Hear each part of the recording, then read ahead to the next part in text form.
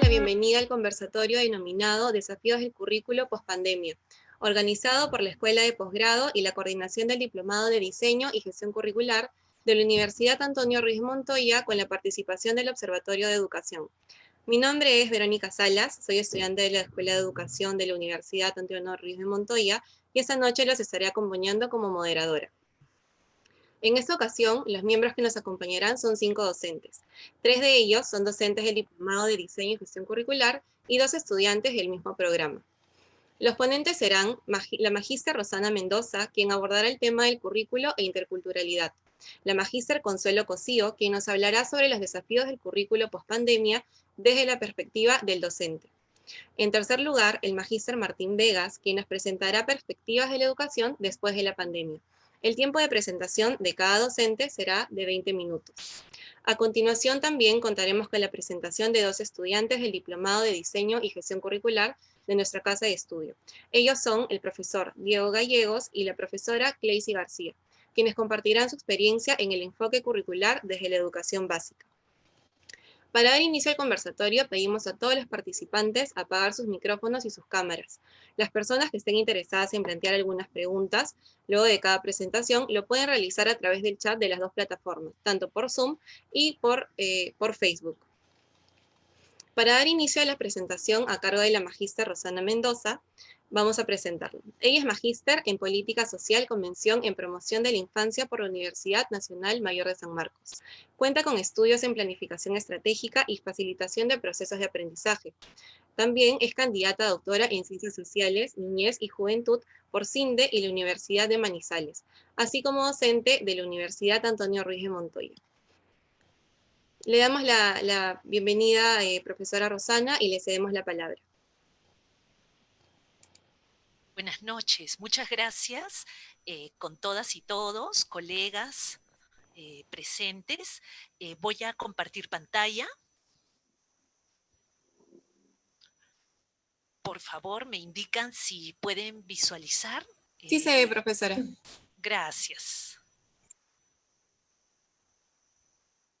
Bueno, yo quisiera compartir 3 puntos en esta breve presentación. Primero, reflexionar en torno a cómo son vistas las niñas, los niños, los jóvenes en el sistema educativo peruano. Me voy a referir estrictamente a la educación básica regular. La interculturalidad en la educación formal antes y durante la pandemia, y finalmente lo que podrían ser algunos puntos relevantes a considerar en un escenario post-pandemia. En relación a lo primero, ¿no? ¿Cómo vemos a las niñas, niños y jóvenes en el sistema educativo? Bueno, en principio, pues, interesan en tanto estudiantes. Y ser estudiante es una condición universal para el sistema educativo. Esa condición está determinada por una matrícula, está determinada por su acceso al servicio educativo, en este caso a las instituciones educativas.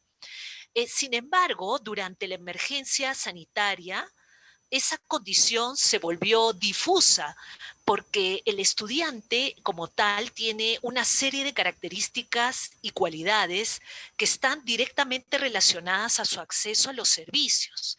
Entonces, el ser estudiante y bajo determinadas características, pues ya no era suficiente para verlos y verlas en un escenario de pandemia. Porque lo que se vio afectada durante la pandemia no fue solamente esa condición de estudiante, sino toda su vida como ser humano y las de sus familias y comunidades.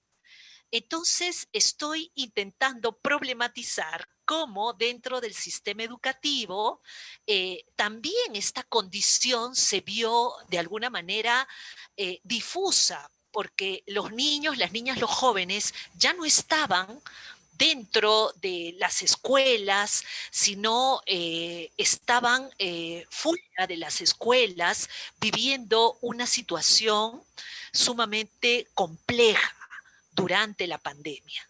Entonces estamos frente a niñas, niños y jóvenes viviendo la pandemia de distintas maneras según sus condiciones de vida y su ubicación en la sociedad, ¿no? Me refiero a si están en un ámbito rural, en un ámbito urbano, si viven una condición de empobrecimiento, si están en un total aislamiento, si están con familia, si están sin familia, en fin, ¿no? Múltiples situaciones que vive la niñez y la adolescencia.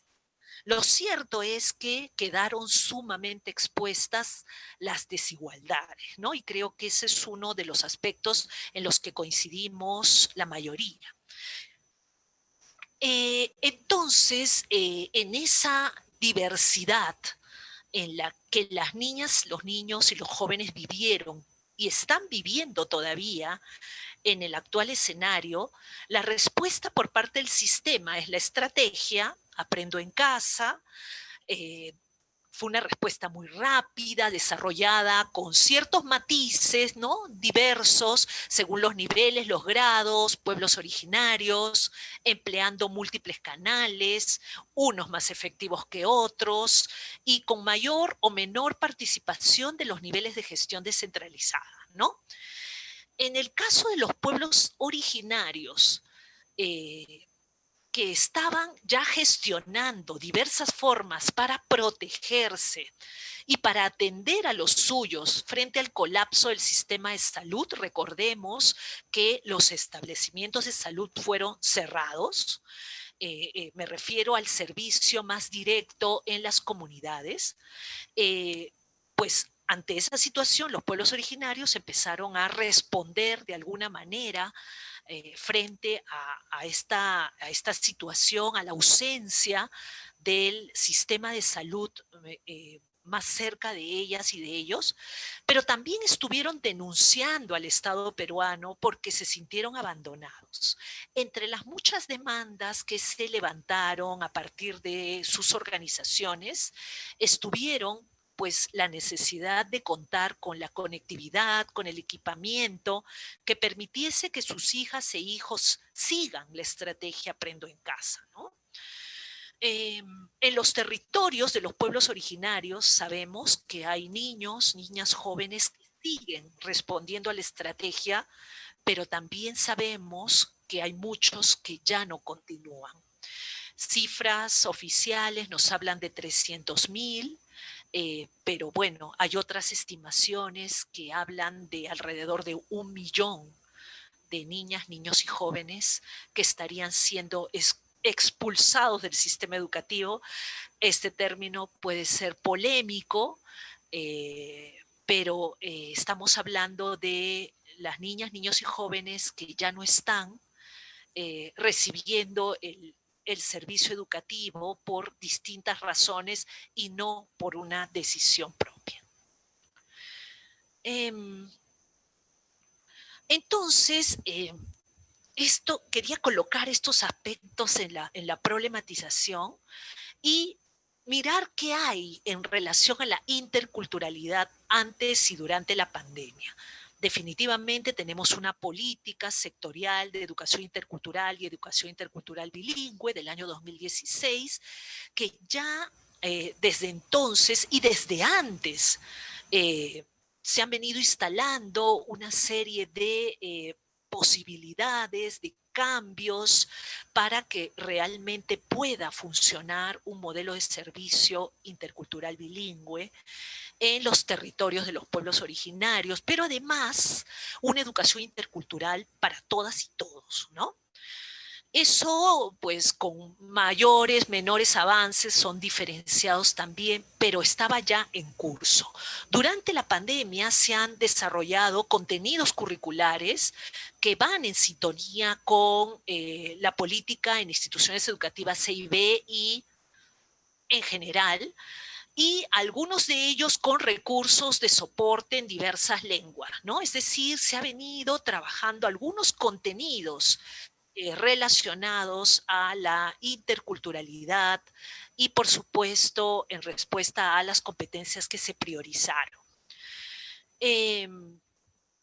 Pero sabemos que lo más preocupante es que la población ha sido, pues decía, expulsada por distintos motivos, tiene que ver con la conectividad, el equipamiento, el empobrecimiento de las familias, el agotamiento de la virtualidad como estrategia, y a través de sus distintos canales, pero también el deterioro de las relaciones familiares en el confinamiento, ¿no? Entonces, con las instituciones educativas cerradas, se han desarrollado distintas formas de educación alternativas basadas en la comunidad, apoyadas por organizaciones, colectivos, redes, iglesias, ONGs, etcétera. Quizá esta diversidad de respuestas es lo más interesante, ¿no? Entonces tenemos todo el esfuerzo del sector tratando de responder rápidamente a la emergencia sanitaria para que los niños, niñas y jóvenes puedan continuar dentro del sistema, pero también tenemos estas otras respuestas que se han colocado alternativamente y que están basadas en la comunidad. Este esquema sencillo, sumamente simple, se los planteo para pensar, ¿no? Cómo esta institución educativa, la institución educativa que se incorpora a las comunidades en general, tienen una propia definición, delimitación como instituciones que brindan un servicio público, me estoy refiriendo a las instituciones públicas, que tienen un determinado mandato, un determinado conjunto de responsabilidades, una forma de gestionar, y que en relación a la comunidad pues se incorporan, ¿no? Pero ¿cómo estamos viendo a los niños y las niñas? Retomo el primer punto, ¿no? Para la institución educativa son los estudiantes. Para las familias, pues son sus hijos e hijas. Para la comunidad son miembros de estas familias que constituyen la comunidad, ¿no? Lo cierto es que la mayoría de instituciones educativas son externas a la comunidad, ¿no? Pueden estar en el mismo territorio, pero son externas porque tienen una forma de funcionar y de gestionar. Esto es uno de los aspectos que quisiera dejar en la problematización y para la reflexión, porque lo que se cerró fue esto, ¿no? Fue esta institución y su servicio, ¿no? Pero luego, en el ámbito de la comunidad, las respuestas se han desarrollado basándose en la realidad de la comunidad e inclusive hay interesantes experiencias donde los docentes, las docentes se han incorporado a esas iniciativas, ¿no? Puedo mencionar, por ejemplo, Saiwa y escuelas amigas que vienen trabajando desde hace muchos años, la labor de Tarea, la labor de Pratec, de Paz y Esperanza. Hay muchas instituciones e iniciativas con Perfal, con Fe y Alegría, en fin, ¿no? Quiero dejar planteado esto porque es interesante cómo las respuestas van llegando hacia este escenario comunitario donde en muchísimos casos, me atrevo a decir, la institución educativa no termina de incorporarse a esta dinámica comunal. Entonces, voy cerrando, en la pospandemia, pues en principio no sabemos cómo vendrá, ¿no? Me hago más preguntas, tengo más preguntas que respuestas.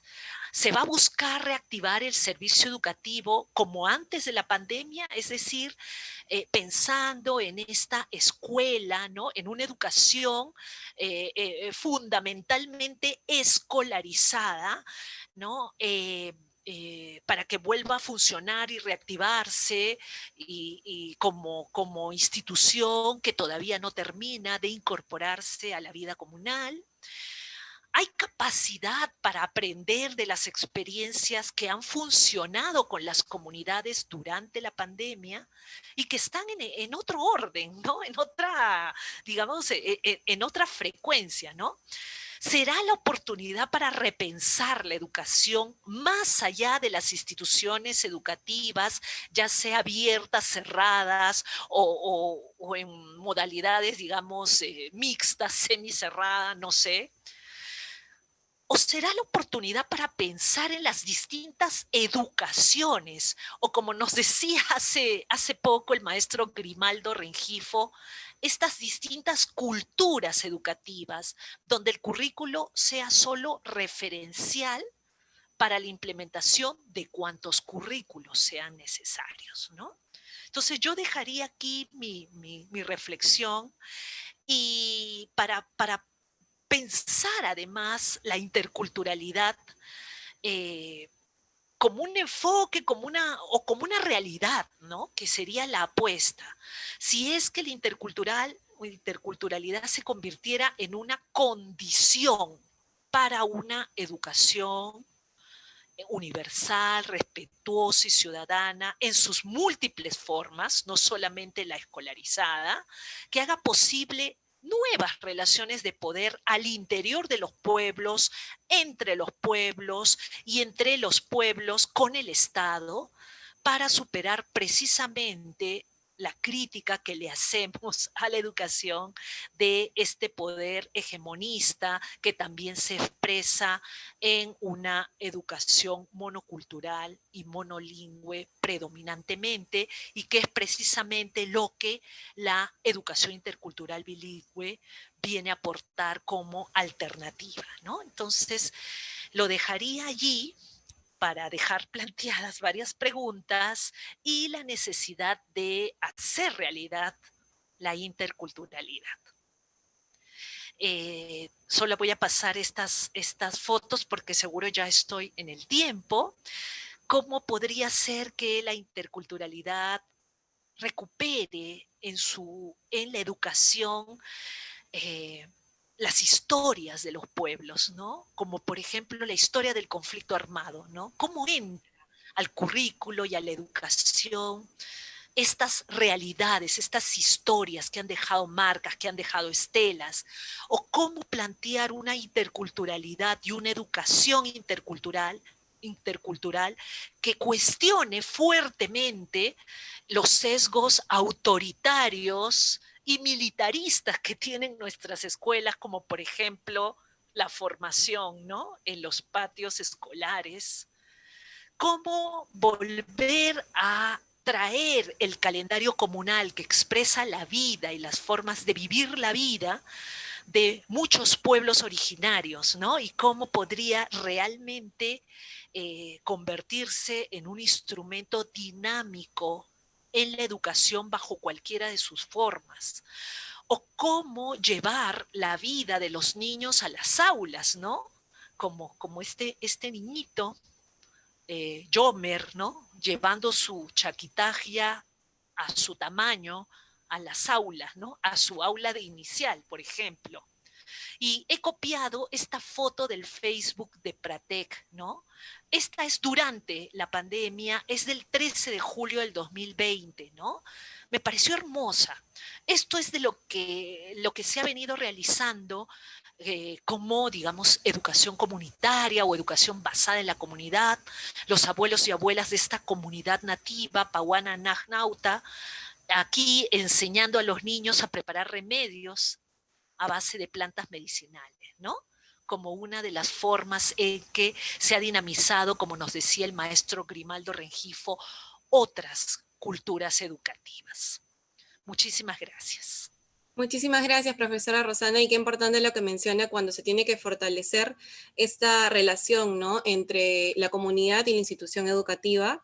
¿Y por qué? Para generar esa condición de interculturalidad que realmente responda a las necesidades de las comunidades, ¿no? Muchísimas gracias. Igual invitamos a los participantes a realizar las preguntas por el chat de Zoom y vía Facebook también, y recordar también que mantengan sus micrófonos y sus cámaras apagadas.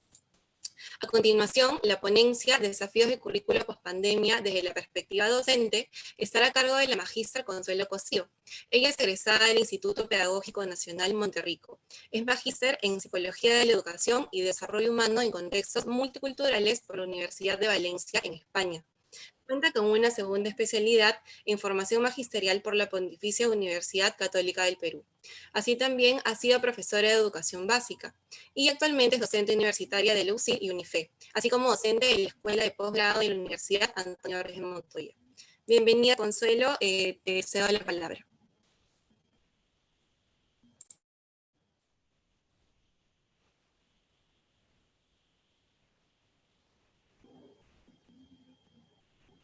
Bueno, invitamos nuevamente a los participantes a poder realizar sus preguntas vía Zoom y vía Facebook.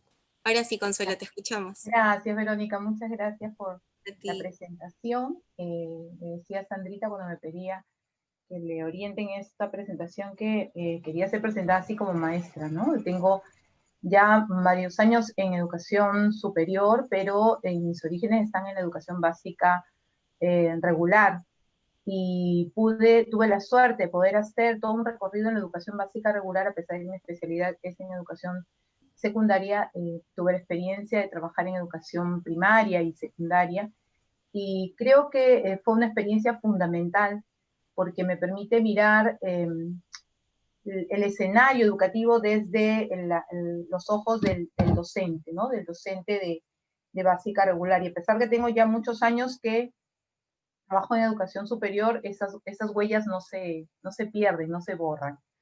Y precisamente la idea de trabajar esta ponencia es poder mirar estos desafíos del currículum post-pandemia desde la perspectiva del docente. En realidad el tema es bastante amplio, complejo, no me atrevería yo a dar algunas precisiones, ni siquiera algunas hipótesis, si no estuvieran fundamentadas en algunos elementos importantes. Y justo esos elementos importantes tienen que ver con un trabajo que hemos realizado, un trabajo que han realizado los participantes del diplomado, y que tiene que ver con unas entrevistas que ellos ejecutaron como parte de un trabajo final para responder a estas intencionalidades, percepciones y experiencias que tuvieron distintos actores educativos con respecto al proceso de implementación curricular. Y en ese sentido, la ponencia que voy a presentar está sustentada en algunas reflexiones a partir de la lectura y revisión de estos trabajos, que me permito felicitar a todos los participantes del diplomado por la dedicación y el compromiso en el desarrollo de este trabajo. La siguiente, por favor. He dividido entonces la ponencia en dos partes muy sencillas. La primera son algunas constataciones. Hay mucho material reflexivo dentro de estos trabajos que he revisado, pero me he permitido compartir esta noche solo algunas de estas ideas en este formato de constataciones, y finalmente algunas orientaciones o rutas de pensamiento. No me atrevía a llamarlas de otra manera. Entonces vamos a trabajar, vamos a dialogar en función a estos dos momentos. La siguiente, eso es. Quería empezar por algo, la anterior, por favor, Sandrita. La anterior, a eso. Quería empezar por una cuestión más visual, más lúdica y también más cuestionadora, ¿no? Y me encontré la imagen de nuestro afiche, el afiche de este webinar, y me llamó mucho la atención, me pareció lindo, pero también me llamó mucho la atención, y centré la imagen del afiche, y precisamente hay una relación directa entre la imagen y el título de nuestra convocatoria para este encuentro. Y yo intentaba establecer esta relación, ¿no?, que es muy explícita entre la imagen y el título del evento, pero decía, si quería ir más allá de lo explícito y quisiera mirar lo implícito, ¿qué es lo que veo?, ¿no? Y planteé también esta misma pregunta, pero a algunas personas a través del WhatsApp, les hice este corte y les mandé la imagen, y les pregunté qué ves, solamente eso, ¿no? Y lo interesante de las respuestas, no las he analizado tampoco muy a profundidad, pero lo interesante es que todas ellas coinciden en dos cosas, ¿no? Lo primero es que todos nos hemos quedado en el plano de lo explícito, ¿ah? Lo explícito. Y lo segundo es que todos ven más o menos las mismas cosas dentro de este ámbito de lo explícito. Es decir, ven un aula vacía, abandonada, han utilizado diversos adjetivos, un aula moderna, han utilizado otro adjetivo como muy pulcra, eh, abandonada, ¿no? Solitaria, y la presencia de este personaje que está delante, que me han dicho, bueno, es un joven muy precavido porque está tomando las previsiones del caso frente a la pandemia, es un joven con una mirada muy expresiva, es alguien que está delante de una cámara o detrás de una cámara, por ahí una persona mejor es un estudiante, y este ejercicio muy simple, la siguiente por favor, me hizo pensar en que frente a las situaciones de diseño, implementación, desarrollo y evaluación del currículum, siempre nos movilizamos siempre como en dos planos, ¿no? El plano de lo evidente y el plano de lo no evidente, el plano de lo explícito y de lo implícito. Y efectivamente en la imagen vemos un aula que puede ser identificada como un escenario, como un espacio simplemente, o como un sentido, funcionalidad, ¿no? Porque el aula inmediatamente nos remite a la idea de escuela. Y también vemos a un joven que en este caso es un estudiante, un sujeto, lo podemos ver como sujeto de derecho, como sujeto dentro de un marco legal, pero también lo podemos ver como un actor, ¿no? Como alguien que participa de manera dinámica en un proceso. Pero no vemos al docente, nadie me mencionó al docente. Nadie dijo, en esa escuela no está el docente, o en esta aula no está el docente, o no se ve el docente, o el que está delante es el docente o el estudiante, no se vio al docente. Y yo misma me preguntaba, a partir de este ejercicio, cuántas veces el docente aparece así, como alguien explícito o como alguien implícito, ¿sí? Está, pero no está. Y en ese sentido, la idea es que frente a este proceso de implementación curricular que ha sido básicamente la motivación de estas entrevistas que los docentes participantes del diplomado han realizado, uno de esos aspectos estaba fundamentalmente ubicado, y esta es una de las constataciones, estaba orientado hacia la identificación de esos espacios y la presencia del docente en esos espacios, ¿no? ¿Cuáles son esos espacios en los que el docente, no el directivo, no el especialista, no el capacitador, ¿no? presenta o ha presentado sus ideas, ha discutido sus propuestas, ha sostenido algunas iniciativas, ha analizado su práctica, se siente o no protagonista, dialoga sobre lo que hace en el aula, es decir, ¿cuáles han sido esos espacios en los que el maestro ha podido participar de manera directa, no como objeto o medio, sino como protagonista en los procesos de implementación del currículum? ¿Cuáles fueron esos espacios entonces en los que se discutió la implementación curricular y el docente tuvo una participación directa, ¿no? Tuvo una participación a través de un acto volitivo y deliberativo, es decir, pudo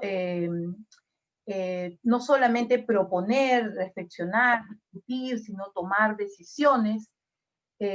Además participó o no dentro de una propuesta formativa que está sustentada básicamente en una técnica o en una experiencia sostenida, pero que además sintiera él que estaba desarrollando habilidades, capacidades, que estaba entrando en una lógica de comprensión de los procesos de implementación del currículum, si efectivamente pudo participar en espacios en los que él sintiera que podía no solamente aprender el concepto de calidad, sino vivir la calidad desde las experiencias propias del aula, ¿no? Existieron esos espacios para pensar el currículum no solamente como documento, sino como praxis, desde la percepción de los maestros que ese espacio no existió. Por lo menos no los percibieron así. En palabras de Fernández Cruz, la anterior, por favor, no hubo tiempo suficiente para la construcción de una narrativa construida por el propio docente desde una experiencia dialógica con el currículum en los procesos de implementación, o durante el tiempo que se sostuvo o se sigue sosteniendo el proceso de implementación curricular. Y esta es una constatación interesante porque los maestros, en los maestros y para los maestros, el proceso de implementación curricular comenzó a cobrar un sentido diferente, o varios sentidos diferentes, ¿no? El cumplimiento y la ejecución del proceso de implementación bajo sistemas de control, ¿no? Actuaciones basadas en la inmediatez, de allí la necesidad de contar con formatos, con recetas, ¿no? Aunque también hemos podido constatar a través de este ejercicio que en algunos escenarios se ensayaron búsquedas de respuesta, espacios de construcción colaborativa para mejorar los procesos de comprensión acerca de lo que el currículum demandaba, ¿no? Interesantes, por ejemplo, expresiones a partir de las entrevistas que los colegas han realizado. Una de esas expresiones, me permito leerlas, dice: cumplo con la presentación de los documentos como me lo están exigiendo, pero al final de cuentas la idea es que trabaje. Y como a mí me funciona mejor así, así lo hago, ¿no? Entonces, también podemos constatar que han habido dentro de estos espacios de ocultamiento, de oscuridad, de falta de protagonismo, espacios donde se han gestado toma de decisiones, ¿no? El tiempo y la preparación aparecen como dos variables a partir de las cuales se pone en evidencia la crítica, el reclamo, pero también la respuesta, ¿no? La siguiente, por favor. Develan también estas entrevistas tres percepciones importantes con respecto a los procesos de implementación desde la perspectiva de los docentes: la tutelaridad, la verticalidad y la unidireccionalidad. La tutelaridad vinculada a la toma de decisiones, ¿no? Las decisiones ya están dadas y lo que nos queda a nosotros es aplicar esas decisiones, ¿no? La verticalidad sustentada en estos procesos de capacitación o de formación tipo cascada, ¿no? En la que las instancias intermedias también se sienten comprometidas. Y la unidireccionalidad, la acción centrada en la planificación y la ejecución, y no en el diálogo, en la reflexión, en la toma de decisiones y el consenso.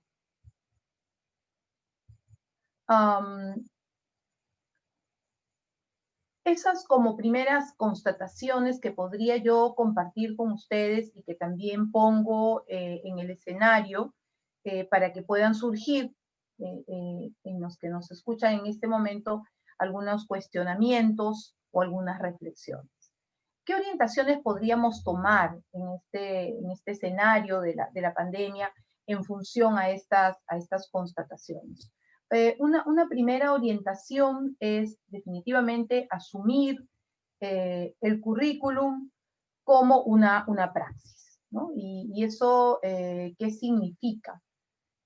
Asumir el currículum independientemente de cómo se le denomine, que va dirigido fundamentalmente a generar aprendizaje y crecimiento educativo, ¿no?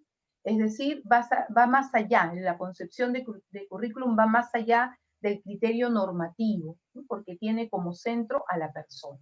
Y tenemos que asumir que la centralidad de la persona no solamente es la centralidad aludida al estudiante, sino también a la del docente, ¿no? De repente una siguiente orientación nos invita a pensar en el currículum no solo como un concepto, sino como una construcción cultural. Es decir, no se trata de un concepto abstracto que tenga alguna existencia al margen de la experiencia humana como un antecedente y como un escenario. Por tanto, todo proceso de implementación curricular debería de ser una tarea conjunta entre la academia y la comunidad educativa.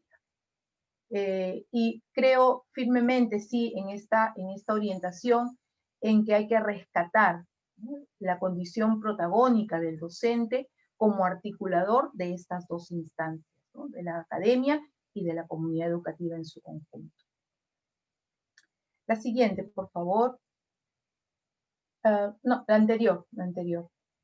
Anterior, Sandrita, por favor. Gracias.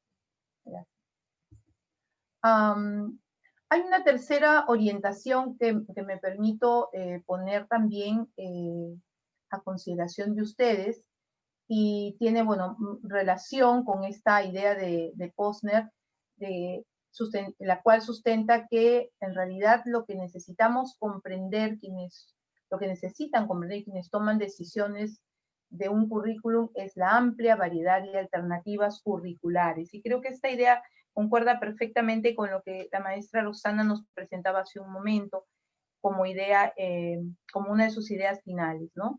Asumir, valorar, comprender estas distintas culturas educativas que forman parte de la realidad de nuestro país, y que este principio de aceptación implicaría establecer un nuevo orden de poder, ¿no?, nuevas relaciones de poder frente a la implementación de los currículos.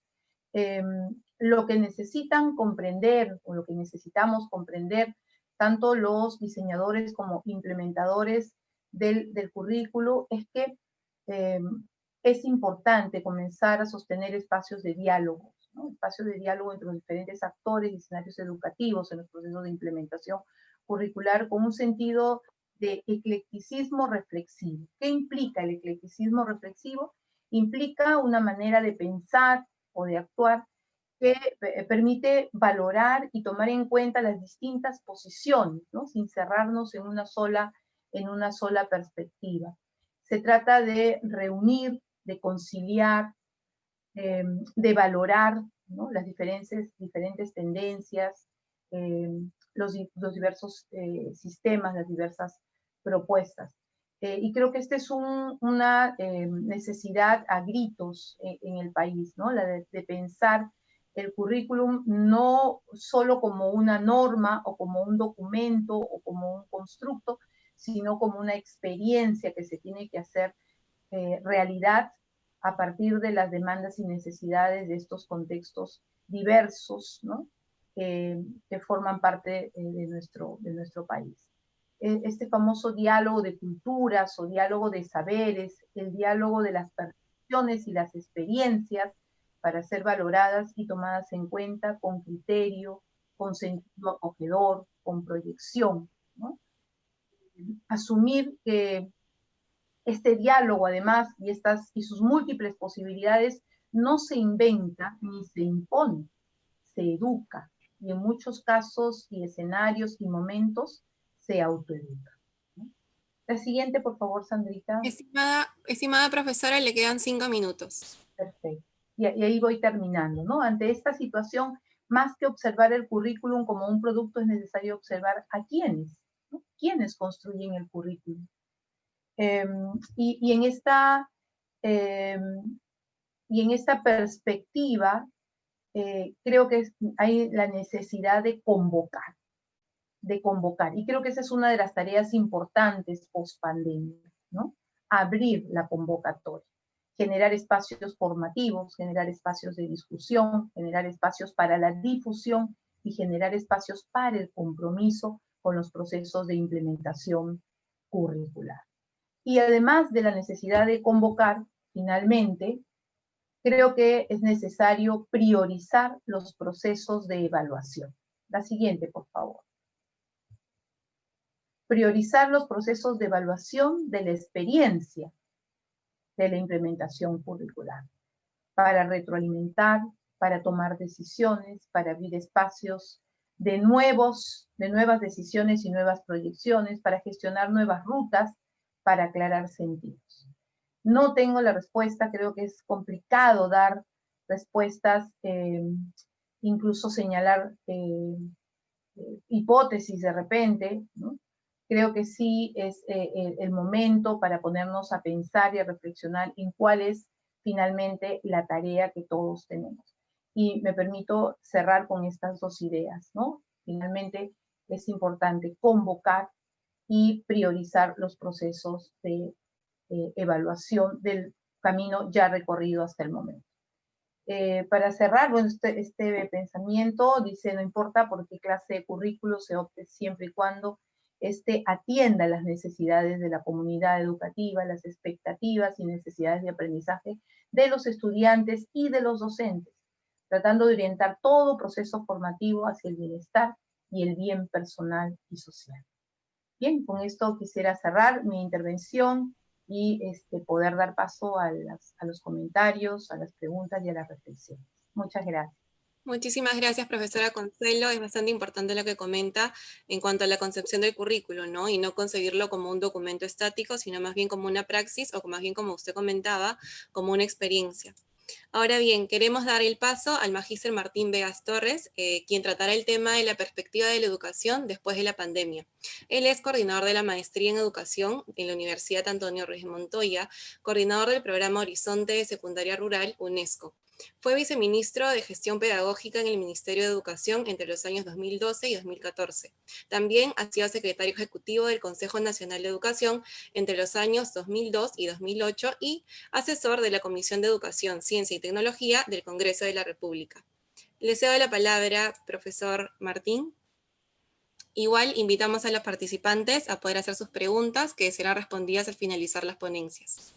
Ahora sí, bienvenido. Muchas gracias, muy buenas noches.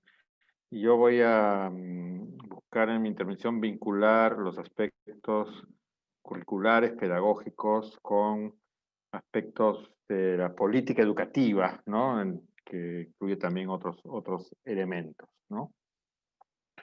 Y en primer lugar, para mirar esta etapa del año 2021-2022, etapa que podemos, y ahora vamos a problematizar, llamar o no pospandemia, hay un primer punto que debemos hacernos como preguntas para poder tener una buena respuesta. Y el primero es una valoración de este año. ¿Ha sido este un año perdido desde el punto de vista educativo, es decir, para los estudiantes, para los docentes, para las familias? Ya en las intervenciones anteriores nos señalaban que probablemente lo que está ocurriendo en muchos casos es que están desarrollándose otro tipo de aprendizajes. Yo agregaría así, tal vez de manera implícita, es decir, no necesariamente hay una reflexión sobre aquello que estamos aprendiendo, que es un reto que más bien nos tocaría estar.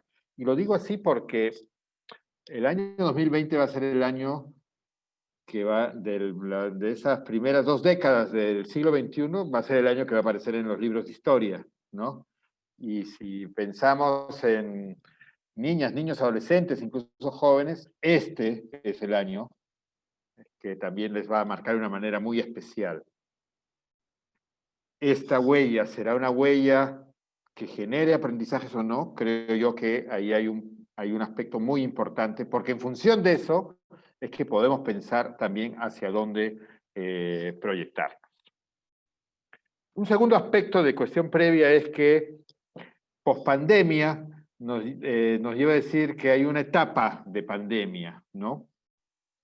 Y esta etapa, o sea, la educación durante la pandemia, en realidad no sabemos cuánto tiempo durará, ¿no? Cuánto tiempo seguiremos en esta situación de emergencia sanitaria.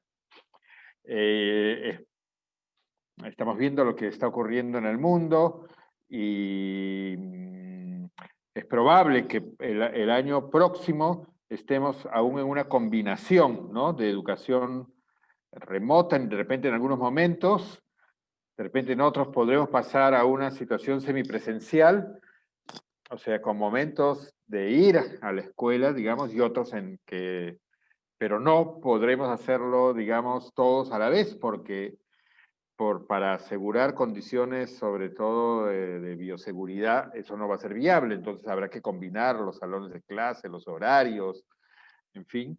Y también tendremos, de repente, o en algún momento del año, o en algunas zonas del país, el regreso a una regularidad, que la pongo entre comillas, por lo que luego voy a explicar, ¿no? Esto desde el punto de vista solo sanitario y de lo que pueda no marcar, digamos, la existencia de una vacuna prometida, pero tampoco todavía segura ni segura en todos sus efectos, ¿no? Pero la pandemia también está teniendo implicancias económicas muy importantes que no se van a resolver el próximo año. O sea, los estudiantes, las familias todavía van a tener que enfrentar por unos 3 años, ¿no? Una situación dura desde el punto de vista económico, ¿no? Y en esa trayectoria, pues también muchos de los expertos en salud pública, los epidemiólogos, nos están diciendo que, ojo, o sea, puede haber el COVID 2022 o puede haber otro tipo de enfermedades que ocurran, o sea, es una situación que va a ser recurrente. Y en ese sentido,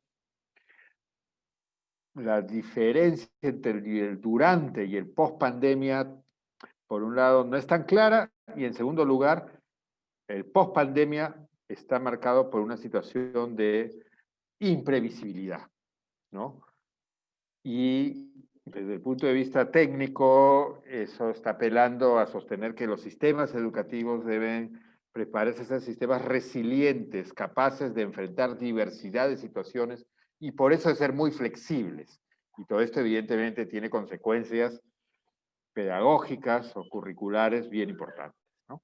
Entonces, para mirar hacia adelante, ¿qué hemos aprendido? ¿Y desde dónde hemos aprendido? Y por el otro lado, saber que vamos a seguir una situación de imprevisibilidad. Sobre esa base,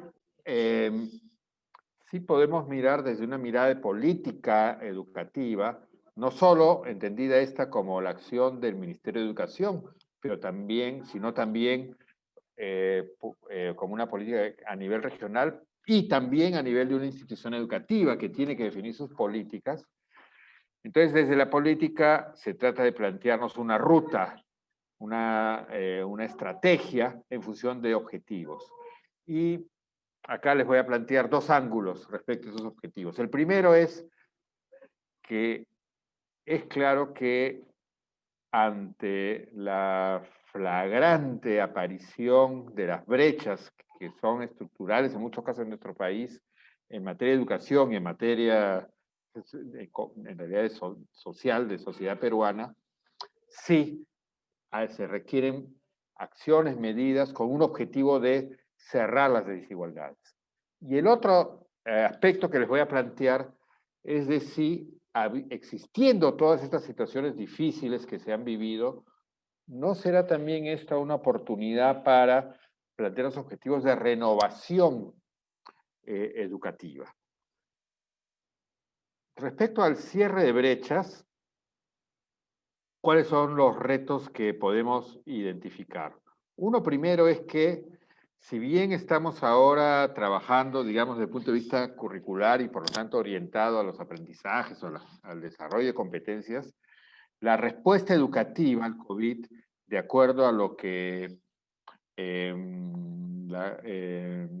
análisis que la UNESCO y la Coalición Global por la Educación en Respuesta al COVID han señalado, tiene varios componentes. El de seguridad y bioseguridad, el de bienestar socioemocional, que emerge como, siempre ha estado, ¿no? Como decía Consuelo, hay aspectos invisibles, implícitos en la labor educativa y en el currículo. Todos ahora dicen que sí, que en el currículo nacional está, ¿no?, presente la dimensión socioemocional, pero en realidad en la implementación ha sido siempre subvalorado y hoy aparece como un elemento central, ¿no? Tenemos también que trabajar las políticas docentes, ¿no? Que, bueno, serían todo campo bien importante, pero digamos es el actor clave también para una buena respuesta educativa. Y tenemos otro punto muy importante y es que la pandemia nos está revelando de que es absolutamente inviable tener decisiones homogéneas, únicas, planteadas desde Lima y el Ministerio de Educación hacia la variedad de situaciones de los estudiantes, de situaciones de las familias, de situaciones de los docentes y las escuelas en todo el Perú. Y por lo tanto, se requiere una respuesta territorial y no solo desde el sector educación. Entonces, la respuesta educativa hacia adelante tiene que incorporar estos elementos junto a la política pedagógica. En segundo lugar, desarrollando uno de los puntos, es que las alianzas locales son claves y un reto entonces que tenemos es que debemos lograr poner en la agenda de los diversos actores locales y comunitarios a la educación. No solo la preocupación por la salud, sino también la preocupación y la agenda educativa. En tercer lugar, tenemos sin duda un reto de prevenir lo que normalmente se llama la deserción, hoy estamos llamando la desvinculación, o la situación de estudiantes no contactados, ¿no? Como también se están categorizando, digamos, situaciones que hoy están viviendo las y los estudiantes, pero que en realidad es una situación de expulsión del sistema educativo, es decir, los estudiantes no se conectan, no se vinculan porque el sistema educativo no les está ofreciendo los canales y los intereses que así lo permitan. Y esos también son factores pedagógicos por un lado, pero también son factores que requieren una respuesta intersectorial. Bienestar docente, ya lo mencioné, pero lo quiero acá resaltar de la siguiente manera. Todos digamos, las experiencias de educación en emergencia muestran que nadie puede apoyar a otro si en sí mismo no tiene unas condiciones de contención socioemocional. Y esto implica, sí, un trabajo en esa dimensión más psicológica, pero también implica que el sistema educativo no genere más estrés a los docentes, sino que le alivie la carga que se tiene. Entonces aquí tenemos una agenda grande, ¿no es cierto? Tenemos también un quinto reto vinculado a que hay una promesa que está empezando a realizarse, ¿no? De cerrar la brecha digital, ¿no? Empezando por ámbitos rurales. Y entonces ahí tenemos un punto muy importante, y acá, perdonen, se me corrió uno de los puntos. Un sexto tema es el de la reapertura de escuelas, ¿no? ¿Cómo vamos a hacer la reapertura de escuelas? Y finalmente, el último, es que la pandemia también nos está revelando que, reafirmando que sin un sistema educativo público estatal, muchas familias y muchos estudiantes peligran en su condición educativa, ¿no? Y entonces, así como hemos reafirmado, entre comillas, descubierto que sin un sistema público de salud las personas mueren, porque solo por un sistema de atención de las clínicas, hospitales privados, se atiende menos del 10% de la población, y con precios exorbitantes, lo propio estamos viviendo en educación. Y lo deseable para nuestro país, como ocurre en la mayoría de países donde existe una visión ciudadana, digamos, de sus pobladores, es que también hay una garantía de educación pública. Entonces, esos son retos de la política educativa que la coyuntura de la pandemia nos está mostrando, pero que en realidad supondrán cambios de tipo estructural. Y en ese sentido hay esta combinación, ¿no?, entre la emergencia, que nos permita dar algunos pasos a otro nivel de sistema educativo. Un segundo aspecto a mirar es, como les decía, bueno, ¿qué lecciones nos puede dar la pandemia? O sea, lo primero hemos visto brechas, ahora entramos un poco al objetivo de renovación. Y sin duda los problemas de conectividad han sido flagrantes, ¿no? Pero cuando en los lugares en que eso no ha sido así y las instituciones educativas han tenido una propuesta pedagógica más consolidada, lo digital abre horizontes a los estudiantes. Entonces sí tenemos que poder valorar esta ruta digital como a incorporar como elemento constitutivo del servicio educativo. Un segundo aspecto, el rol de las familias, ¿no? Tal vez sin generalizar, porque hay familias donde la situación también de las adolescentes, por ejemplo, tenemos un incremento de situaciones de violencia contra la adolescencia intrafamiliar. Pero por el otro lado también en muchas familias no es que solamente el estudiante, el escolar está aprendiendo, sino que la dinámica de confinamiento está llevando a lo que hoy se está llevando un aprendizaje intergeneracional. Aprende y enseña, de repente la niñita que está en educación inicial y logra ver algún programa de televisión y a partir de ahí genera algún tipo de actividad. Aprende y enseña a la abuelita, el hermano mayor, el hermano la tía, quienes estén en el núcleo de la familia. Entonces, ese también es un tema bien importante que no para reforzar las tareas escolares, sí permitiría un rol distinto en las familias. Un tercer elemento que me parece importante y que también tal vez sea minoritario, pero lo que no podría afirmar si es minoritario o es mayoritario, pero en la experiencia que estoy yo trabajando en secundarias rurales y también pudiendo viajar por el país, ¿no? En muchas actividades como esta, las instituciones educativas están madurando en su respuesta de una preocupación por conectar al estudiante con la radio, la televisión o el sistema digital de Aprendo en Casa, a más bien darse cuenta de que solo son viables, solo es viable el que ocurra un tipo de aprendizaje dentro de la estructura, digamos, más educativa, cuando se ofrecen experiencias de aprendizaje que toman, por un lado, la realidad local y desarrollan competencias en función de contenidos y de retos, de contenidos locales, por un lado, y de retos relevantes para el adolescente, ¿no? Y en este cambio, digamos, en la ruta, también encontramos que dimensiones que no son comunicación y matemáticas cobran mucha importancia, ¿no? Como la formación ciudadana y como el desarrollo de habilidades socioemocionales.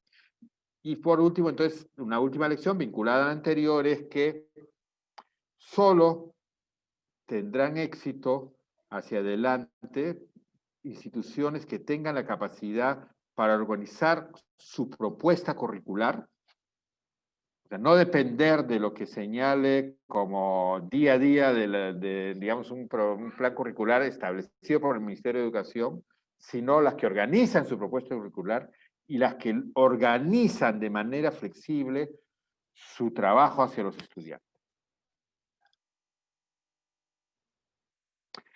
Sobre esa base de lecciones,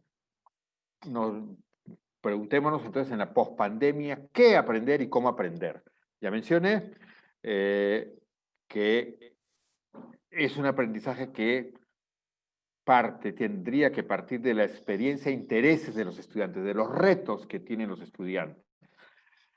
También partir desde los contenidos locales para desarrollar aprendizajes y orientado hacia los propósitos del proyecto educativo nacional: ciudadanía, bienestar socioemocional, equidad y productividad con innovación, ¿no? O sea, no orientado al currículo tal como lo conocemos, digamos, por áreas, ¿no es cierto?, sino orientado hacia esos propósitos. Esa es la ruta del aprendizaje. Acá algunos aspectos que son y seguirán siendo relevantes en los siguientes años. La propia comprensión del virus, su prevención, pero también, por ejemplo, los mecanismos económicos que ha dado el gobierno y que han sido tan poco aprovechados, sobre todo por los sectores más populares del país, ¿no? Seguridad alimentaria, desafío fundamental. Desarrollo emocional, pero también elementos de la vida cotidiana. Nosotros en el programa Horizontes y en la UNESCO estamos organizando todos los miércoles un webinar sobre un tema relevante de esta época post-pandemia, pensar dirigido a docentes. Y uno ha sido sobre enamorarse, el amor, la relación de pareja en contextos de pandemia, también son esa desvinculación que vemos en estudiantes trabajando con retos vinculados a estos campos sería muy importante. Quinto aspecto, más vinculado al cómo aprender. Como les decía, aprendo en casa, es importante y ofrece oportunidades. Las tablets también las ofrecerán, pero como recurso, no como sustitución del docente. O sea, la labor del docente no es conectar Aprendo en casa. La labor del docente es plantear como comunidad escolar su propuesta curricular y utilizar como recursos todos los que tenga a su disposición, estos y otros. Otro punto que lo dejo más bien como discusión, ¿no? Es que sin duda hay estudiantes, va a haber una disparidad el otro año entre estudiantes que han estado más vinculados a experiencias interesantes de aprendizaje y otros que lo han estado muy poco. Entonces, sí va a haber un reto de consolidar aprendizajes, de recuperar aprendizajes, lo dejo como pregunta porque no es lo mismo y ahí hay un cierto debate, pero respecto a lo que ha ofrecido el sistema educativo, se trata de volver a la situación anterior, se trata de volver a los resultados de la evaluación censal de estudiantes o de las evaluaciones censal y muestral de estudiantes del año 2019, donde la mitad de los estudiantes de segundo de primaria todavía no están en el nivel esperado y en secundaria la mayor parte de adolescentes de segundo de media es como si estuvieran todavía en quinto o sexto de primaria. A eso es que nos tenemos que volver o tenemos que plantearnos otra ruta, lo dejo como pregunta. Y finalmente, sobre cómo aprender en una situación semipresencial, como ahora en una remota, los roles de los docentes o cambian en el sentido de hacer un trabajo más compartido o todos vamos a sucumbir como profesores, porque es inviable que un profesor asuma todas las funciones que existen en una educación semipresencial solo, como lo estamos viendo y como lo están sufriendo hoy ya. Estimado profesor Martín, recordar que le quedan 4 minutos. Ok, muchas gracias. Y estoy justo en la última lámina. Entonces, yo, digamos, haciendo en los análisis de la situación bastante pesimista por lo que estamos viviendo, creo que la educación post-pandemia nos abre la posibilidad de avanzar en algunos campos. El primer lugar es poner en agenda ya no el tema de calidad educativa en abstracto, sino como objetivo nacional el de la equidad, tal como plantea el proyecto educativo nacional. O sea, la segregación que hoy vive nuestro sistema educativo es el elemento de fondo que tenemos que cambiar. Y en ese sentido, equidad es el nombre calidad. O sea, también mirarnos en un contexto electoral, ¿no? Podríamos decir, miren, cualquier candidato que hable de calidad educativa, ya no le creamos, ¿no? Creámosle al que hable de equidad como nombre central de la calidad, como concepto, como objetivo central para la calidad educativa. Un segundo aspecto que se lo dejo también más bien a diálogo y consulta es, por un lado, que es claro que necesitamos reforzar un sistema público estatal de educación, pero no en los términos pre-pandemia, sino que el aprendizaje de los estudiantes se da en una combinación que variará más si es en una zona urbana, en una rural, en una donde los pueblos indígenas tienen un mayor protagonismo, pero que combina, sí, el horario escolar con aprendizaje en la familia y o la comunidad, con un sistema digital de aprendizaje. Esa es, digamos, yo diría una gran lección de que así vamos a ir y así podemos ir hacia adelante, ¿no? A la vez, debo decir que detrás de la afirmación de un sistema educativo público, estatal, que garantice esta ruta a todo ciudadano, ciudadana peruana, hay retos mayores de reforma tributaria y otros temas que tal vez en el diálogo podemos trabajar. Pero digamos, desde un punto de vista más pedagógico, esta es la nueva combinación. No vamos a necesitar ya probablemente más horas en la cárcel escolar de 7 de la mañana a 3 o 4 de la tarde. No, hay otras alternativas que hemos visto que pueden ser mucho más potentes cuando están organizadas y que cambian entonces también el rol de la institución educativa.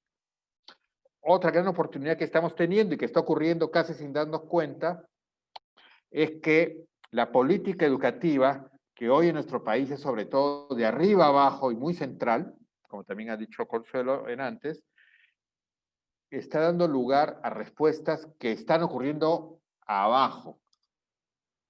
Entonces, perdón, acá hay que corregir, entonces el reto de la política educativa es cómo, ya habiendo decisiones nacionales, pasamos de una política de abajo hacia arriba, con fortalecimiento de las capacidades de las instituciones educativas para tomar decisiones, pero institución educativa como comunidad de aprendizaje y con un respaldo presupuestal e institucional. Y finalmente, también nos está revelando esta situación que sin descentralización no es posible avanzar, pero no cualquier descentralización, solamente una descentralización que potencie a la escuela con su comunidad. O sea, ¿para qué vamos a darle más facultades a un gobierno regional, un EDRE y UGEL, si esa UGEL va a anular las capacidades de decisión y las iniciativas de las escuelas, ¿no? Si al contrario es un gobierno regional que se organiza para potenciar estas capacidades, bienvenida a la descentralización. Y en segundo lugar, para incorporar, yo llamo a un auténtico enfoque territorial. O sea, si se va a avanzar en descentralización sin que se incorporen los retos de un territorio, de sus pueblos, de sus culturas, de su economía, no vale la pena descentralizar. Pero si es así, esa es la vía para ir adelante. Muchas gracias. Muchísimas gracias, profesor Martín. Fundamental reflexionar acerca de los retos, ¿no? Valorar las lecciones y pensar acerca de la renovación pedagógica para alcanzar la educación de calidad post-pandemia. Ahora bien, nuestro cuarto ponente, el docente Diego Gallegos, quien es bachiller por la Universidad Antonio Ruiz de Montoya y actualmente es docente del Colegio La Inmaculada Jesuita. Le cedo la palabra, profesor Gallegos, recordar que cuenta con 5 minutos. Perfecto, muchas gracias por la invitación. En realidad el propósito de este espacio es compartir una experiencia de implementación del currículo, ¿no? Y a partir de ello reflexionar o hacer ciertas, algunas ideas, digamos, en torno también al el marco de esta ponencia que ya nuestros profesores nos han comentado, ¿no? Lo primero, mencionar que, en efecto, el rol que cumplo en el Colegio de la Inmaculada es como asesor pedagógico y me ha tocado observar, ver, acompañar este proceso de implementación del currículo nacional. Lo primero que debo mencionar es que nosotros no nos encontrábamos en un proceso de implementación que estaba acorde al DCN, sino que teníamos un marco curricular propio, conocido pues por los colegios de la Compañía de Jesús en este caso. Un segundo momento que para entender el contexto es que en este proceso de implementación coincidía con que nosotros habíamos entrado en un proceso de acreditación por FLACSI, la Federación de Colegios de la Compañía de Jesús a nivel de América Latina.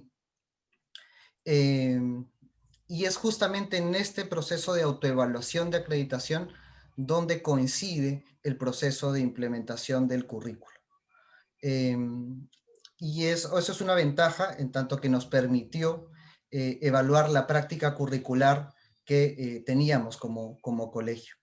Sin embargo, también fue un reto, en tanto que no teníamos el mismo camino recorrido como otras instituciones en temas de implementación curricular.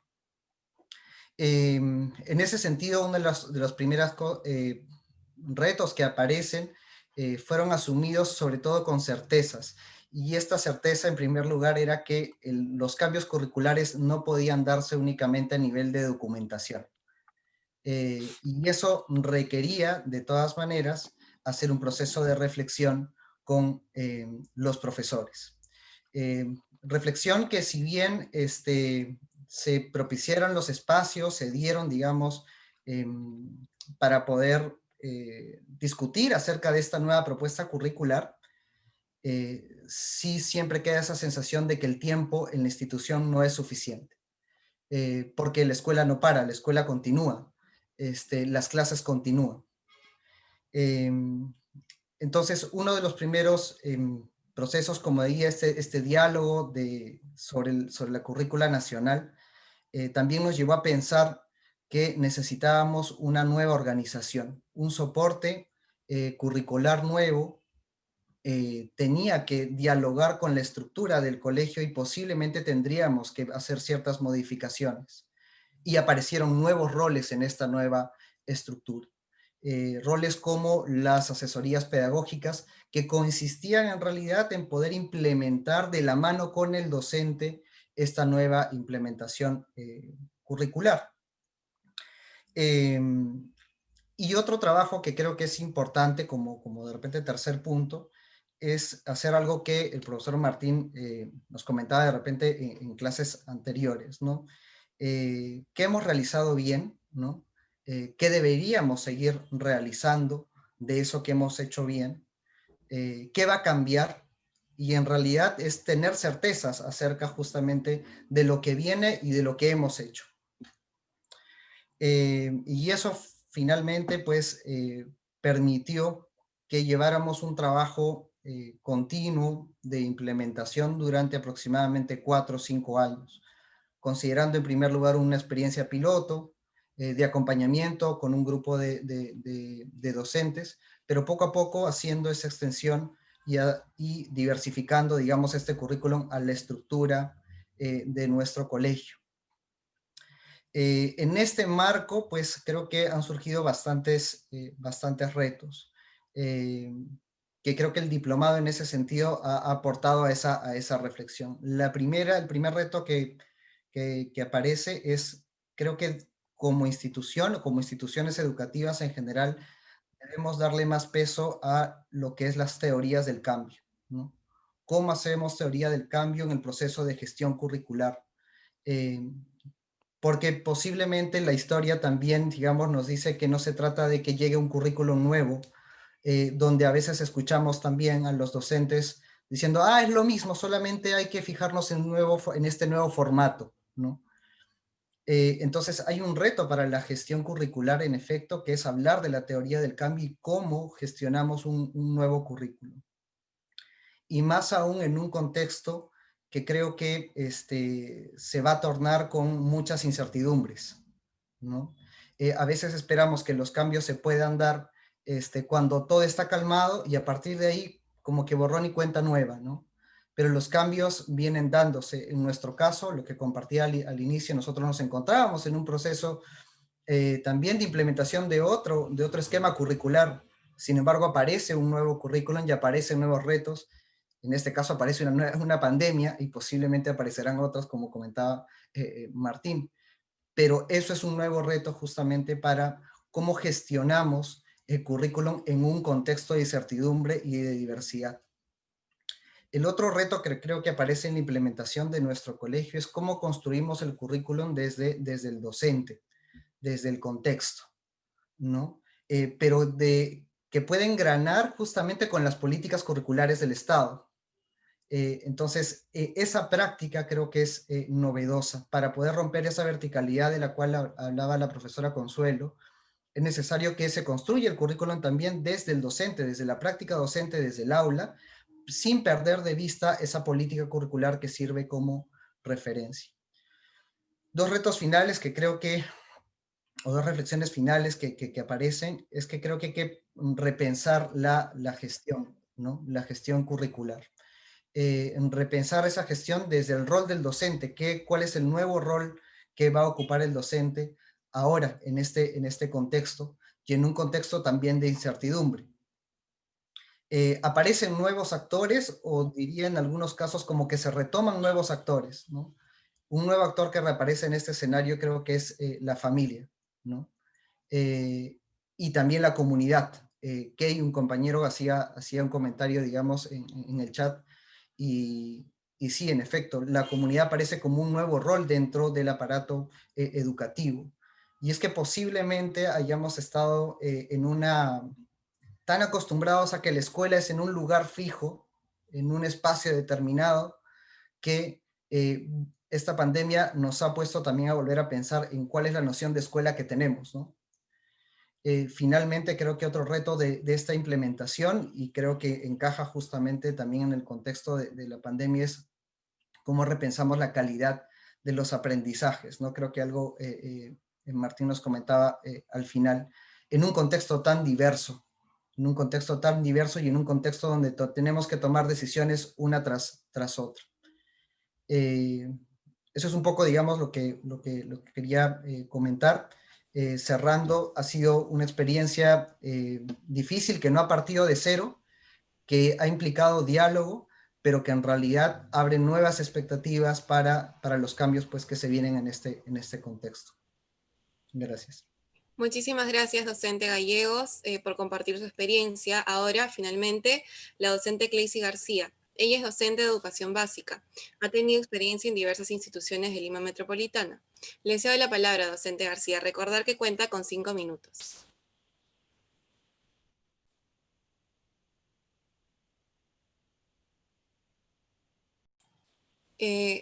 No se le escucha, docente Cleisy. Ahora sí. Ahora sí.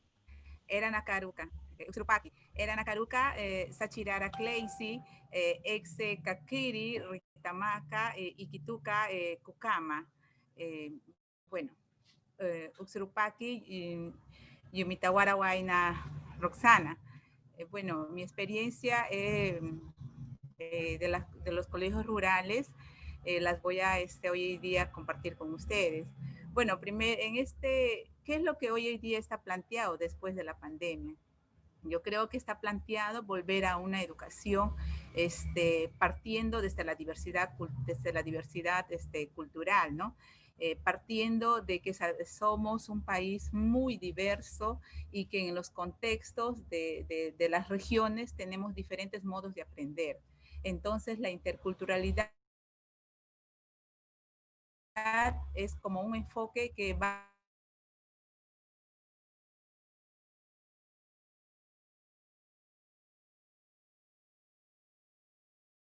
a... Nosotros hemos querido lograr aprendizajes significativos en los estudiantes a través de las diferentes áreas. Hemos partido realizando proyectos de aprendizaje. Por ejemplo, cuando queremos hacer en las zonas, por ejemplo, urbanas, hablamos de los carbohidratos y hacemos prácticas de laboratorio. Pero en este caso nosotros tenemos un laboratorio natural, ¿no? Que es el bosque, y llevamos a los estudiantes a elaborar la farina. A partir de ahí, por ejemplo, enseñamos los carbohidratos a partir de la yuca, cómo lo sacamos, articulamos con las áreas de matemática, cuántas unidades de yuca vamos a necesitar, articulamos con las áreas de comunicación, ¿no? Entonces ahí vamos sacando aprendizajes en conjunto y donde va a tener mucho impacto ya en los estudiantes, porque a través de la comercialización ellos van a poder acceder a algo. O sea, ese proyecto ha tenido un impacto en estos estudiantes. Igual cuando se hace la pesca, ¿no? Igual cuando los estudiantes van a la casa, ¿no? Jorge Caché habla mucho de esas experiencias en sus libros, ¿no? Entonces, yo creo que después de la pandemia nosotros deberíamos volver a los conocimientos ancestrales. Hoy en día nosotros no podemos salir de casa, pero sin embargo tenemos a los sabios, a la familia en el entorno, que son ellos los que se van a encargar hoy en día de los aprendizajes. Entonces, esa cultura que nosotros queremos que resalte, hoy en día con esta pandemia está posible que podamos trabajar y sacar propuestas a partir de ella. Yo creo que hoy en día nos encontramos en un entorno muy intercultural en las zonas metropolitanas. Por ejemplo, hablo ahora desde mi experiencia en la ciudad de Lima, donde tenemos en una aula, tenemos todas las culturas vivas, ¿no? Todas las sangres, como decía Arguedas. Entonces, y aún más, se mezcla un elemento muy importante, que son las migraciones de nuestros hermanos venezolanos, ¿no? Entonces, hay una gran diversidad dentro del aula y que eso es un gran potencial para sacar aprendizajes de impactos y de aprendizajes significativos. Entonces, la interculturalidad es donde ahí se va a tener que fortalecer en cada aula.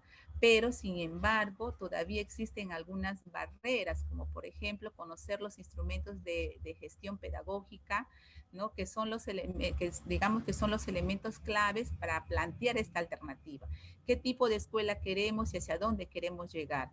Entonces, estos instrumentos por lo menos nos van a dar digamos, la perspectiva de poder desarrollar de manera articulada, ¿no? Entre todas las áreas y entre docentes, esta nueva propuesta de interculturalizar. Entonces, desde esta experiencia, todavía es muy poco todavía lo que estamos haciendo, pero hay todo un material todo un material humano, un capital humano que se puede desarrollar, pero parte también, como vuelvo a decir, de que se plantee desde un proyecto educativo institucional, que se plantee desde los colegiados, ¿no? Desde las comunidades de aprendizajes, para que eso en el aula se pueda realmente desarrollarse, ¿no? Yo creo que hoy en día sí es posible en esta pandemia que deberíamos volver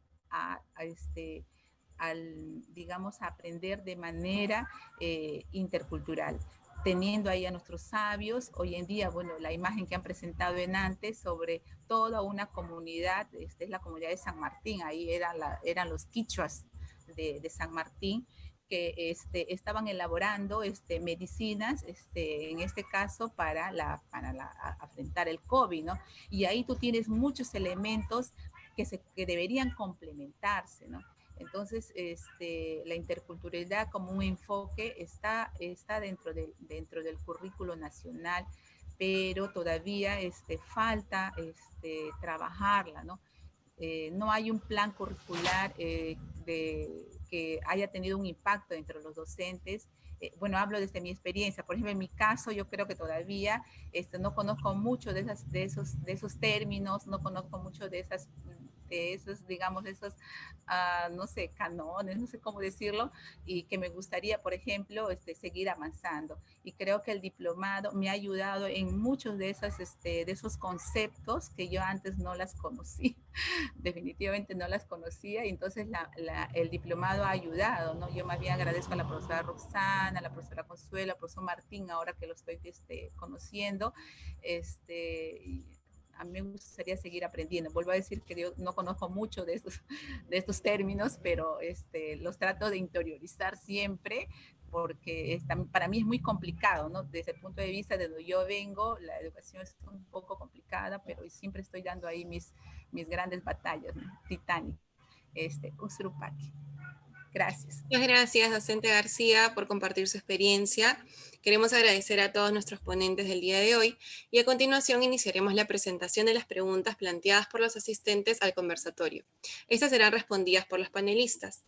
En primer lugar, y dirigida a la docente Consuelo, hay una pregunta que dice: el enfoque de tutelariedad que se percibe desde los órganos de gestión educativa locales, ayuda a empatizar el currículo con la comunidad educativa o se concluye en la lógica de cumplimiento. ¿Cree que es un nodo crítico determinante para concebir el currículo como instrumento dinámico? Bien, gracias, Verónica, por hacerme la la pregunta y también al colega Kei por el planteamiento de la misma. Bueno, yo creo que depende de, bueno, en principio creo que sí es un punto crítico dentro del escenario educativo, y creo también que los maestros lo perciben así, como un punto crítico, ¿no?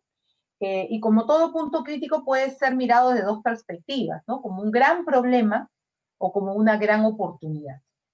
Y yo creo que sí, que el tema de la tutelaridad puede ser asumida como una gran oportunidad en la medida en que este rol tutelar se ejecute en un escenario de horizontalidad, por ejemplo, ¿no? En el que esté sostenido en procesos de diálogo y de reflexión, pero además de responsabilidad compartida entre los distintos, no solamente actores educativos, sino también a partir de la intervención de los distintos órganos de gestión.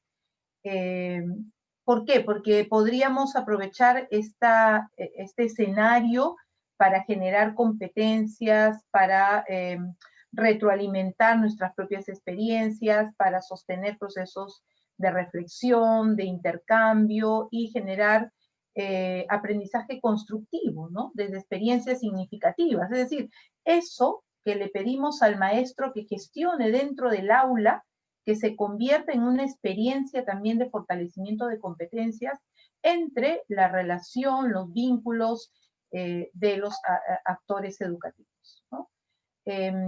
Somos los maestros los responsables de gestionar aprendizajes significativos, de aplicar distintas estrategias para fortalecer competencias en nuestros estudiantes.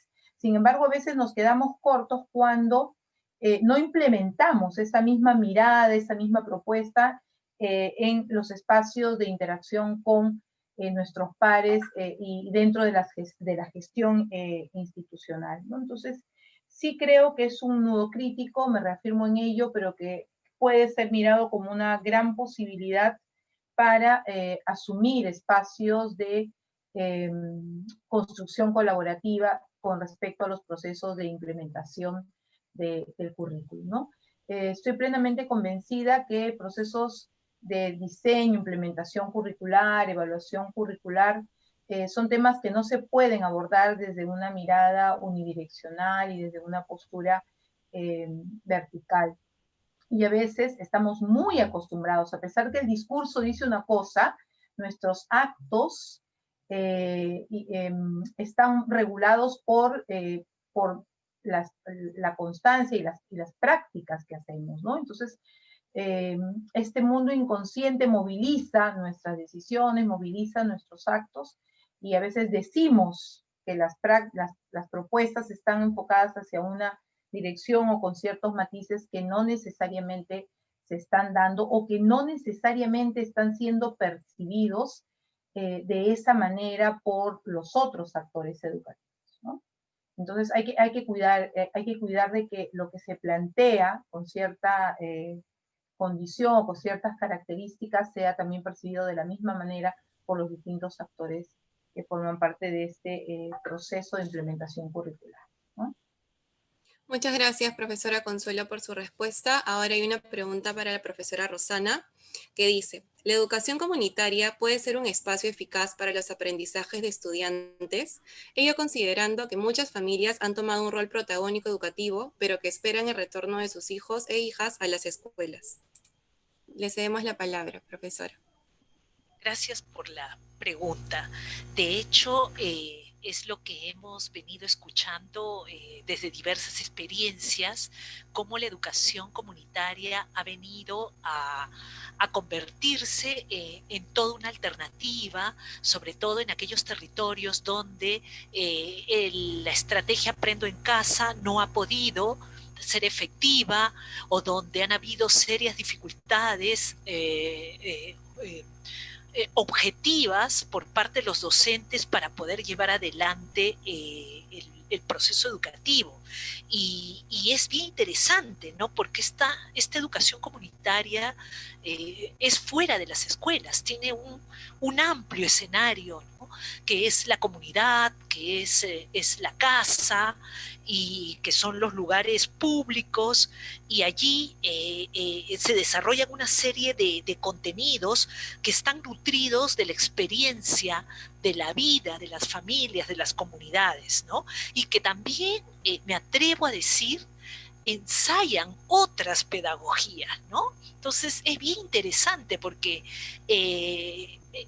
me parece que conecta más con otras formas de aprender de las niñas y los niños que precisamente están basadas en la relación familiar dentro de una determinada cosmovisión. Me estoy refiriendo a los pueblos originarios, y ahí se gestan otros procesos, otras dinámicas. Sería bien interesante que la lógica que nos planteaba Martín en una apuesta por la flexibilidad del sistema pueda ir ganando un espacio más protagónico, ¿no? Que pueda ir ganando también legitimidad social, porque valgan verdades, también está instalado en nuestro pensar y en nuestro deseo que nuestras niñas y niños tengan esta educación escolarizada, por la cual además muchas familias han esperado siglos, ¿no?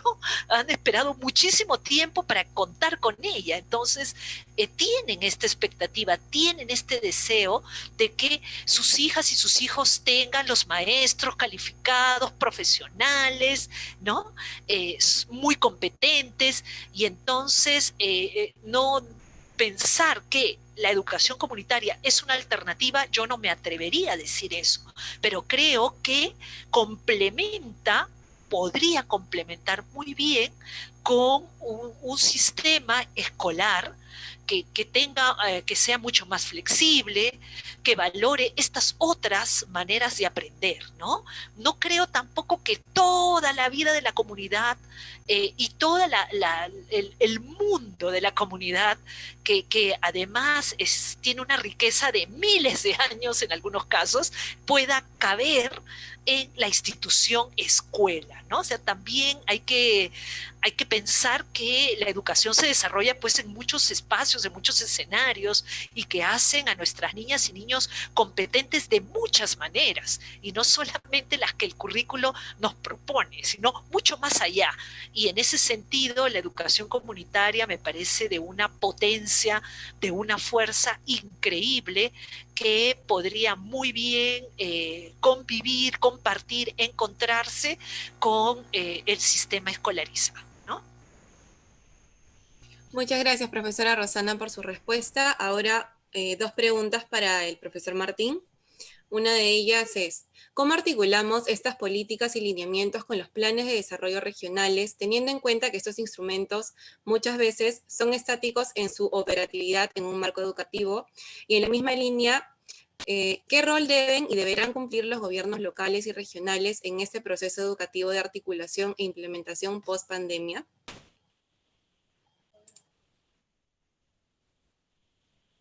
No podemos escucharla, profesor Martín. Ahora sí. Voy a responder a partir de un ejemplo concreto. No sé si ustedes logran ver este cubo, digamos, de madera, ¿no? Sí. Ahí está, ¿no? Ahí está. Bueno, esto es un parlante para celular que no necesita conectarse, ¿no? O sea, está aprovechando la acústica de la madera, de una madera amazónica. Eso está hecho en Brasil. Los jóvenes que lo han creado, ¿cómo aprendieron a hacerlo? Yo diría que por un lado, ellos han tenido una vivencia comunitaria de valoración del bosque amazónico, ¿no es cierto? Que la han aprendido seguramente en su comunidad, no sé si algo les habrá hecho a la escuela. Pero probablemente junto a eso, por alguna vía que puede haber sido digital, por ejemplo, han visto otro tipo de necesidades o de alternativas que existen y que las han descubierto allí.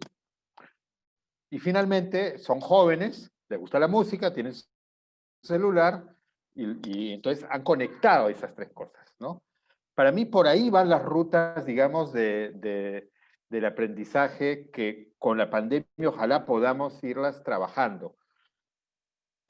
Si solo miramos la modernidad que nos puede dar, no sé, el mundo digital y que los chicos empiecen a explorar el mundo, pero no tengo construida mi identidad, mi valoración comunitaria, lo que voy a hacer es consumir productos que nos ofrece, digamos, este mundo tecnológico. El reto es cómo hago esa combinación, ¿no? Este es un ejemplo, va a haber miles de combinaciones, ¿no? Lo dejo un poco como reflexión, porque tal vez también es una forma de interpretar de manera concreta un diálogo de saberes, y claro, hay un problema aquí tal vez porque esto está mirado, lo estoy planteando de una mirada económica, ¿no? Y no siempre, digamos, en la cosmovisión amazónico-andina, el valor de lo que se hace tiene esa mirada, pero hay un reto igual económico, ¿no? Entonces, bueno, es un tema complejo, pero quiero plantearlo así, porque esta que nos lleva a que cuando el gobierno local tendría que ser el articulador, el promotor de esas experiencias comunitarias, ¿no? Porque no siempre es tan fácil que la escuela se encuentre con la comunidad. En un ámbito rural y alejado sí, pero en otros ámbitos no necesariamente. Entonces yo creo que el rol del gobierno local es hacer de la comunidad, o encontrar que ya existe, ¿no? En una comunidad rural, pero también en un distrito de Lima, ¿no? Estas posibilidades de aprendizaje comunitario, ¿no? Ese es el rol del gobierno local. Y el gobierno regional sí tiene la responsabilidad que acá se ha señalado de mirar cuál es la escuela va formando el proyecto de vida, digamos, ¿no? de las personas en vínculo a su comunidad. Y la región es la que debería ir planteando unos nortes y unas definiciones, porque los docentes no nos toca, ni podemos siempre estar atentos a las oportunidades que ofrece, digamos, el entorno social, cultural, económico de una región. Entonces, sí, el Plan de Desarrollo Regional Concertado, en la medida que vaya siendo un instrumento actualizado, es muy importante, porque es el que nos va a decir si la región de Cajamarca va a ser una región minera, va a ser una región agrícola, va a ser una región de qué tipo, ¿no? Porque sobre esa base es que yo puedo formar. Entonces, ahí es que están un poco planteados estos roles. Y por último, saltando un temita más de lo que planteó nuestro comentarista, ¿no? Diego, en general creo que nosotros y en la Universidad Luis Montoya no hablamos de implementación curricular. O sea, no es que hay un documento currículo que implementamos. Hablamos de co-construcción curricular o de co-creación curricular, porque en cada aula y en cada escuela, cada día, recreamos el currículo.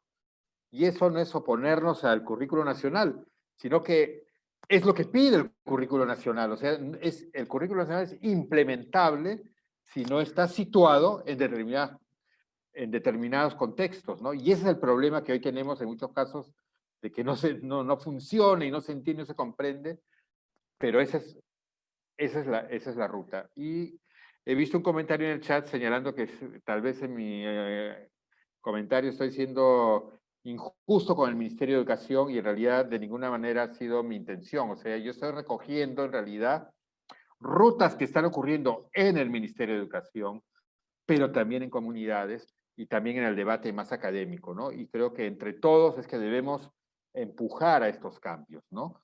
Porque también en todos los lugares hay una resistencia al cambio, ¿no? Y a volver. Y de repente volvemos a más de lo mismo, ¿no? O sea, sí puede ocurrir, es un gran riesgo, y creo que es esa alianza y esa combinación, ¿no? Entre la política pública, que es responsabilidad del Ministerio de Educación, la academia y quienes están en las escuelas y en las regiones también, de empujar hacia esos cambios. Muchísimas gracias, docente Martín. Queremos agradecer a todos nuestros ponentes por las respuestas que nos han brindado. Y bueno, para finalizar, agradecemos la participación de todos los ponentes que nos han acompañado el día de hoy, a las personas que han asistido al conversatorio organizado por la Escuela de Posgrado de la Universidad Antonio Ruiz de Montoya. Esperamos que haya sido de su agrado y esperamos contar con su participación en los próximos eventos. Muchísimas gracias.